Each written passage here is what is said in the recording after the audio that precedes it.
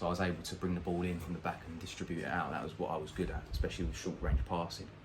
And they said to me, do you want to come on tour to Italy? You know, I played 2 games for them. I said, yeah, we'll go.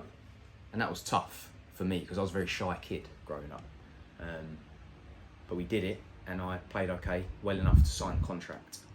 It meant that I used to miss a day of school every week, and I would focus on training 3-4 times a week with a game on a Saturday. And from where I live to Luton is about a 50-minute drive. Okay. So we was doing that 3, 4, 5 times a week. An away game might be at Northampton or Leighton Orient or somewhere like that. You might get an Exeter away sometimes. That was the name of the game. But I used to have intense anxiety before matches. So I used to hate playing, and the team sheet would come out and I'd be starting. But we had 2 goalies, so I'd only do 45 minutes, and I was like, oh, thank God I'm only doing 45 minutes. Where did that anxiety come from? Because usually I played football, by the way. I went semi-pro in it, and obviously a lot of us we love it, innit? Like we play football, we get the buzz, especially when you're on the field, innit? So, like, with that anxiety that you're talking about, where did that anxiety come from? I think it was my self-belief. I didn't believe Interesting. I had the ability to be there, and it was, if a mistake is made, I would take it upon myself. Okay. And then I became scared of making mistakes, and then you play cagey and you're awkward, and that's where the performances started to dip. Yeah, and it takes away from, in terms of like obviously the freedom of your game, innit? Because you want mentally anything that you do once again, you want to try to keep your mind as free as possible, innit? Yeah. So I got released from there at maybe 15, and I played at a couple local clubs and slowly worked my way down the football ladder, so to speak, until I just stopped altogether. And I was probably about 18 years old at that time. Yeah.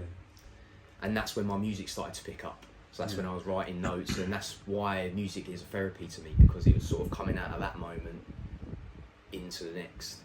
And I had all these notes here, the beats started coming my way, so I started to put my voice to that. Yeah. And I was an angry kid, to be honest, at that sort of age. I was frustrated at my situation. I think I was frustrated with myself, but I was also looking for something. I couldn't quite work out what it was. And music was that way of opening myself up and being who I wanted to be, because I think I've learned that I'm actually an introvert, and I perform better as a solo artist, let's say.